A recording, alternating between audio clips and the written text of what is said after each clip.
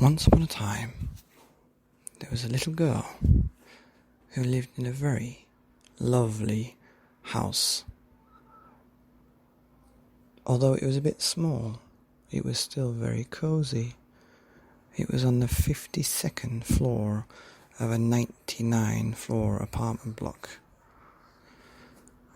And she lived there with a wonderful mummy and an adoring father who told her stories every single night.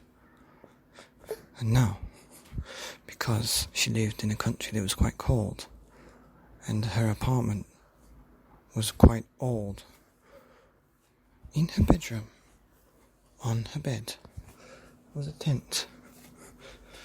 Not a tent really for sleeping outside in. If it rained, it would all get wet, and the people who were in it would get wet too. It was a bed tent, specially made to go on a bed. And she would zip it up during the winter nights and have a hot water bottle or an electric blanket, and it would keep her nice and warm as her daddy told her the stories. The girl didn't know where, or couldn't remember where, the tent came from, and neither could Daddy, to be honest. But there was something remarkable about this tent. The tent could hear and listen and see all the stories that Daddy was telling this girl every single night. And after the stories, when Daddy had kissed the girl on the head and said, "Good night," the tent would sit there, arched over, with its doors open or closed, and watch as this girl drifted into dreamland, and he could see the magical dreams that she was having, and all the images in her head that were there because of the stories that Daddy had told her. And over time, as the girl grew from a baby, being read books, to a young girl, being told story after story, the tent thought how wonderful it was that someone can create such a beautiful impression by just telling someone words from the head. And then Daddy told the story about a school, the place where children go to listen to the teacher and create images for themselves so that when they are older, they can then tell other people their mind. And the tent thought how wonderful it would be to be a school. So instead of having one little girl, you could see hundreds and thousands of little boys and girls listening to the teacher. But of course, this tent was a tent, not a school. How could a tent become a school, it thought. And it resigned itself to the fact that it was going to be a tent. But that didn't bother the tent, because it was a very, very happy tent. One day, the girl's mummy and daddy said, "We're moving to a house in the countryside. It doesn't have a neighbour on the top or the bottom. It doesn't have a neighbour on the left or the right. It's a house all by itself, with a big garden at the front and a big garden at the back. So we might be able to get a swimming pool, and you'll be able to ride a bike, which you've only been doing around the corridor." And so they began packing all their things, and the removals people came in. They were very, very good, and they packed everything so precisely.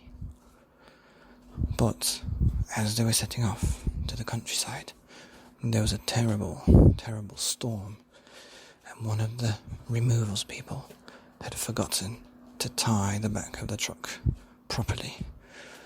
And as they were rattling down the road, they hit a hole that had been made slightly bigger because of the rain. And boom! The tent that was all wrapped up at the top bounced off the truck and on to the side of the road into the puddle where it started to soak up all the dirty water. And I told you, it wasn't a waterproof tent, so the tent was feeling very, very sick and wet. When the girl and the parents got to the house, they were so excited about the new place that they forgot about the tent. And because it was also summertime, and it was a summer rain, and so when they were putting everything back out, taking them out to the boxes, unpacking, and they made the bed, and Daddy was lying there, telling the girl a story about Choco, the chocolate king of the world. They said, "Something's strange. Is it the curtains?" And then the girl realised, "The tent, Daddy. We don't have the tent. Where is it?" "I'll find it tomorrow. It's probably with all the other stuff. It might be in the garden shed." "Oh, there's a thing. We never had one of those before, did we?" And so Daddy told a story about Choco, and then he told a story about ballerinas, and Sabrina, and Edithina, and David, and then the girl was fast asleep. Meanwhile, the tent was crying itself to sleep because it couldn't hear the girl's story. It felt very, very sad. But being a magical tent, it had a fairy godmother who came whisking down from the sky. She'd just been to visit Cinderella, and it was about 11:30, so she had plenty of time to help this tent. "Why are you crying, little tent?" said the fairy godmother. "Because I've lost my little girl, and this is the first night since she was born that she's had a story without me." "Well," said the fairy godmother, "at least she's had a story with her daddy." "Well, true," said the tent. That made it feel a bit better. "But look at the state of you," said the fairy godmother. "You're all mucky and wet and muddy, and I don't think they'll ever wash you, even if they get the stains out. And who's going to put a dirty old tent on a bed in a new house?" "Oh, tell me about it," said the tent. So the fairy godmother did her magic and sent the tent nice and cleanly back to the girl's house, and it was there in the garden, all put up a bit like the magic slide. And in the morning the girl looked out of the window to see her tent all nice and shiny. "Wow, look at that tent, the tent's here." And she ran down, and the mummy and daddy made a nice cup of tea and some breakfast, and they had cereal in the tent in the nice sunshine. "This is great," said Daddy. "Why don't we just keep it here?" "Well, that's a great idea," said Mum. But the tent was a bit upset. "I want to be in the bed listening to the stories," it thought. But the family decided that it would be just right in the garden. Anyway, days passed, and the girl soon forgot about having breakfast in the tent, as people tend to do, and the tent started to get rusty.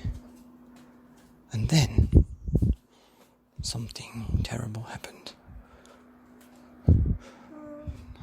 There was a terrible disease that was spreading across the world, and so areas were being put on lockdown. And something happened.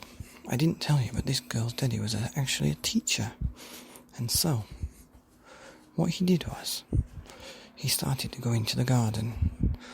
You see, people could go outside at that time, and some of the children in the street or the village would come to the house, and he would open up the tent's doors, and it would be like a marquee, and a dad would teach his children, because they were not at school.